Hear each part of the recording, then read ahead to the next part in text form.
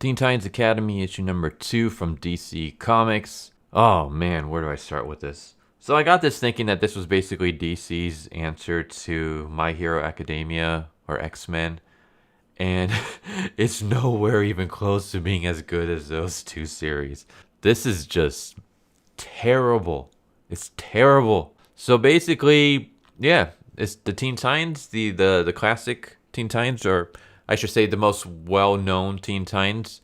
You got Nightwing, you have Starfire, you have Cyborg, you have Raven, Beast Boy, Donna Troy. It's basically that group. They have an academy where they're teaching young teenagers how to be superheroes. So yeah, it's pretty much X-Men or My Hero Academia, but with the Teen Titans as the teachers and a whole new cast of characters as the students. And let me just say, the whole new cast of characters suck.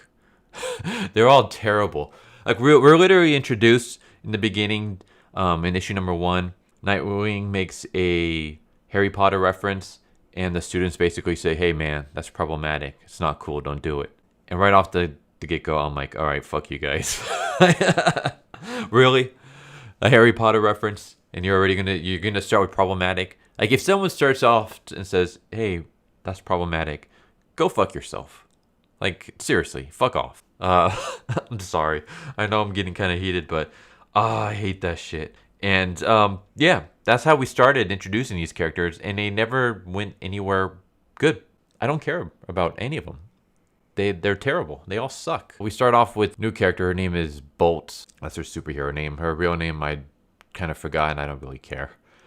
She's handicapped. She basically has below her knees are gone, and she's a speedster. She has I don't know what they're called. She calls them blades in this, so I'm just going to refer to them as blades. When she puts those on, she can run fast like the Flash. Otherwise, she's bound to a wheelchair. And I thought, okay, that's interesting, but we don't really talk about that all that much. That's kind of glossed over in here. There's also the fact that she's not talking to any speedsters whatsoever. You would think Barry Allen or Wally or something would talk to her and be like, "Hey, like you're a speedster too. Hey, let's get together and help each other and blah blah blah blah blah."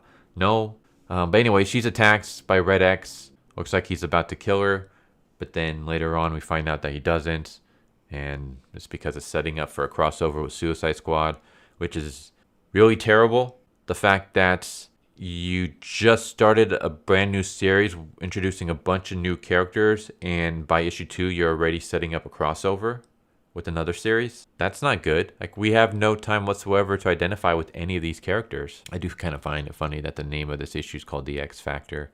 I wonder if that's a nod to X-Men. We have Blade.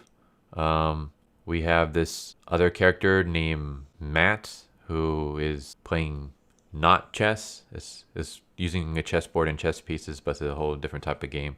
And he refuses to participate in any of the straightening exercises because he says he's already really strong and stronger than everybody, including Cyborg. And I'm just like, all right, that's not a good way to introduce a character. I mean, he doesn't say it like in a narcissistic way, but you're already introducing a character that's better than everybody else in one aspect. Like, yeah, I'm really strong. I'm stronger than everybody, including you, Cyborg. It's like, okay, that's a great way to introduce a new character to the audience.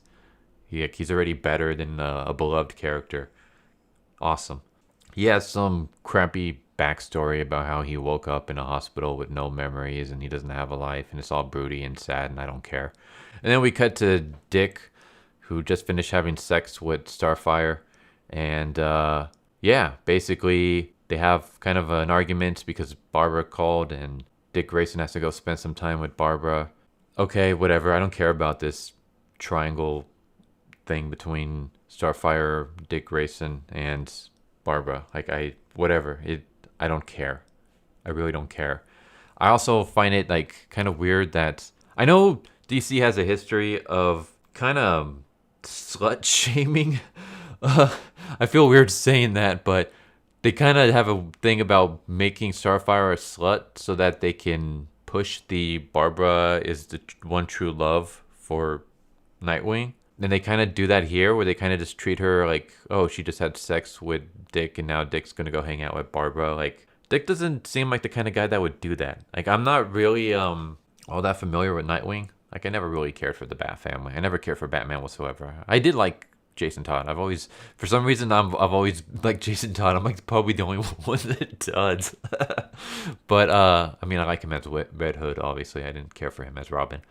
But yeah, he from what little I've read of him, he doesn't come across as someone who has flings and stuff. But I guess he does here. And then yeah, we're introduced to characters again, where we have another character who's a chubby kid with glasses, and he's trying to get Matt to switch roommates with someone else, and I don't care.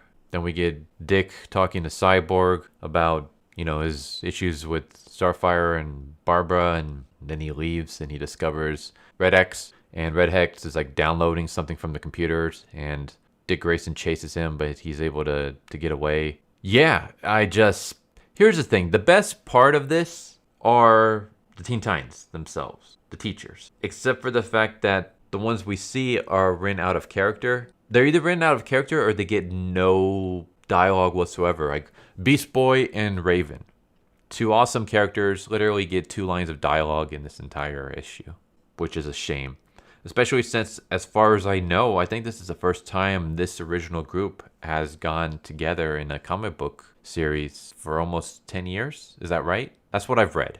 I read on, was it Reddit? I think on Reddit that people were excited for this series because it was like the first time in almost 10 years that the original, well, not the original, but the maybe the original. I don't know. I'm not all that familiar with the Teen Titans other than the cartoon series. But that the popular group, this is like the first time that they've gotten all together in almost 10 years. And they're kind of just in the background to make room for these new characters that are just terribly written. And I don't care about any of these characters. Like, not one of them is interesting. I mean, I guess Blade, just the fact that she's a speedster with no legs, that's kind of interesting. But I don't really get all that much about her personality or anything from this. Like, we're 2 issues in and I don't really know any of these characters, and what little that I've read, I don't care. Like, I want to see more of the Titans. I want to see more of Nightwing. I want to see more Beast Boy, Starfire, Donna, Raven, Cyborg. I want to see more of them, not these new characters. And the thing is, like, I get that this isn't really for them. This is supposed to be about the students. Then make the students interesting, because they're not. And I think a big problem with that is that you introduce too many. You introduced too many students right from the get-go, and you didn't give us any time to like breathe and like learn about these characters. Read My Hero Academia. You start off with Deku, and you start off with him for a while before he even gets to the school. So you learn about his personality. You know what his struggles, his goals, his dreams, his weaknesses. You fall in love with that character. And then through him, he meets other characters one by one. And then we get to see his interactions with them. We get to learn more about these other characters. And then that's how we build off, and we start introducing more characters. And each character has their own personality, and we know their goals and their dreams and all that stuff. And it's all through Deku. That's what they should have done here, but they didn't. They should have had one character be the main focus point. Introduce that character, introduce their dreams, their goals. Why are they at this academy? What do they hope to get out of it? What are their fears? Stuff like that. And then have them interact with some of the other students. And then that's how we can learn about the other students. But instead, you introduce them all at once, and it's just too much. It's kind of hard to juggle all these new characters. So then you have, 1, 2, 3, 4, 5, 6, 7, 8, 9, 10. 10 new students. And then you have the Teen Titans, and you're trying to juggle all these characters. And there's just not enough time, as well as Red X and his scenes, and trying to see, like, put down, you know, little hints about who he could be, because I believe that's what this whole series is supposed to be. At least this whole arc has to deal with Red X and who is he behind the hood. But yeah, like, it's just, you introduce too much, too fast, and what you introduce is stupid and lame and just not interesting and cringeworthy. I don't give a crap about any of these characters, except for the teachers. Like, the teachers themselves, but that's just because they're legendary characters. I know who they are from other series, better, well-written series. This series sucks so far. The writing is bad, and it's sad because this is a cool concept. It's basically DC's version of My Hero Academia and X-Men, with the Teen Titans as the teachers. That can be pretty cool, except it's poorly written. The Teen Titans don't act like the Teen Titans. They either act like OOCs or they have very little spotlights. Literally 1 or 2 lines of dialogue from some of the characters. Some of the characters don't even talk. They're just kind of there in the background, which is really sad because they're more interesting than these new characters. And these new characters haven't done anything that I care. Like I don't relate to any of these characters. I don't give a crap about what happens to them. Red X can show up and kill all of them. I know Red X is not really a murderer. He's more like a thief. But he can show up and they can all brutally die, and I wouldn't shed a tear. I wouldn't care. I'd just be like, good. Maybe now we can focus on the better characters.